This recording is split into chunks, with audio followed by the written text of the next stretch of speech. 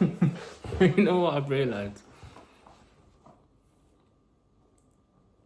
I haven't socialised with anyone in another 2 weeks since the last video. Do you remember I was like, I haven't socialised. I went back to the other video to see when I posted up 2 weeks ago. It's been 2 weeks since I met up with anyone, really spoke to anyone. This can't be good, you lot. Can't be good, bro. Interesting. But I'm off now to the end of the year. Looks like I'm gonna be up here in Liverpool during the Christmas period. Nothing ain't really going on. So yeah, I'm just gonna chill. Kind of took a foot off the gas on the TikTok shop content just because I don't want it to just be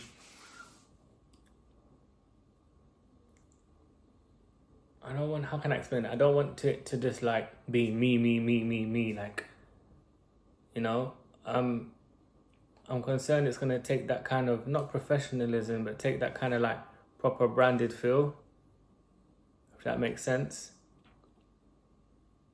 So I know I'm doing it now because I need to shoot content. However, I'm just trying to realize, you know, I've done a lot of videos now. It's not exactly hitting. Sometimes, you know, you kind of got to look at the data and be like, okay, I've done a lot of this. Am I getting any results? If not, sometimes it's like, okay, maybe I'll put my energy somewhere else. For example, doing 1 hour, 2 hour TikToks every day, for example. Like the last TikTok, for example, I think I was on for an hour and a half. Nothing, like barely any viewers, no comments, no followers. So it's just like having to look at the data and be like, okay, that time spent there, I could be doing on something else, right? Because it's easy to pretend that you're being busy, right? It's easy to be like, to act like, okay, I'm doing a lot of stuff, but it's not about being busy, right? It's about being productive. Are you doing the right things that is necessary to get this store to move, right? What is it again? The 80-20% rule, right? But yeah, just to say that, yeah, it's not about just acting busy, right? Because sometimes I catch myself on the laptop and like sometimes I just get distracted. I'll be real. I've been trying to read this book called Deep Work. Haven't been able to lock in on it yet. But I definitely want to learn more about like productive tips, how to do deep work, how to lock in, you know, and really like prioritize tasks and be like, okay, this is my task for the day.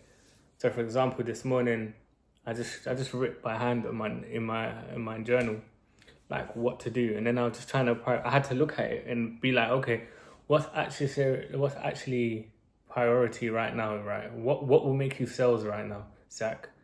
You know, and I had to break it down and be like, okay, this is it's a cool task to do. It's necessary, but it's like it's not gonna get me sales. So for example, two of my tasks that I felt was priority was one, I got banned from Google, so I'm not my products are not showing on Google. So I thought that was a priority because it's like if any free traffic from Google's gonna come, it doesn't exist right now because they banned me for a misinterpretation. Obviously, it's normal sometimes when you have a new Google like merchant account. You know you're new to Google, so they don't know or trust if you're actual legitimate brand in it. It's their way they do it to protect their customers. So they banned me from that. So I've been trying to reapply on that. Hopefully, I get they accept me. And then the second thing again, my listing. I put a listing on the marketplace, and again they also wanted me to apply for like a exemption for my brand name. So I had to give in like pictures and that, and they kept on rejecting it. I was back and forth with them. So I was trying to make that. I felt like those two were my priority because them two places essentially is going to be free traffic. Again, the TikTok content in the beginning was priority, the shooting content. But after doing it for like two weeks consecutively, I'm realizing like it's not really bringing in these sales. So I'm trying to think of what else I can do to take advantage of this organic traffic, right? As well, like I think I get paid in a day or two. But you're not gonna believe this. After last week, where I was like, and no, in the last video, remember, I was like, a man landing of abundance, man, da da da. Don't think a unexpected £400 bill came out of my account. Couldn't be, literally just slap in the face. I was like, you couldn't make this up. And if you don't know already, remember I have an outstanding balance that I have to pay at the end of.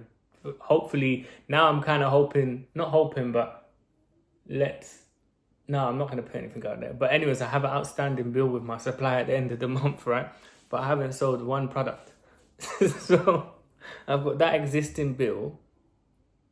And then I got this £400 that just came out of nowhere, that just crumbled me, in the sense where, not crumbled me, but it's just put me now in like you know, I'm trying to be careful with what words I'm saying, but I think you can kind of gather what it's doing right now.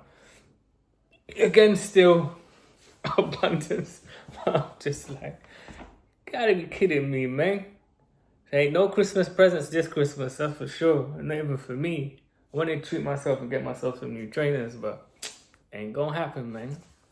So yeah, just gotta like, boy, we're just gonna have to see between now and the end of the year. You know, still, not end of the year, end of the month, right? Between now and payday, to see. But that really just wasn't the one, because you know, anyways, so yeah, that was interesting. But so yeah, just gonna have to see. I'm trying to think of my next action plan. But regardless, we've got to get some sales rolling for the end of the month to be able to pay for this new order. So that's our priority as well. Regardless, like I ain't scared, bro. So it's all part of risk, innit, to a certain extent. So yeah, gonna have to think when I get paid and see what is on the line, innit? Because I need to obviously definitely make sure I pay my supplier. Like, that's priority. Relationship with your supplier is priority. Like, me not making any sales straight away I mean, me making crazy money is not the priority right now. It's making sure, yeah, that we can, you know, get some momentum at least. That's the main thing, innit? Getting momentum, getting it moving. Even if it's just at a break even. So yeah, just gonna have to do break everything down once I get paid and be like, okay, once I've looked at all the money to pay my necessities, my bills, my rent, all this other stuff, and then obviously knowing what I've got left to pay my supplier, and then the time period, break it all down, right, and then ask myself, like, what are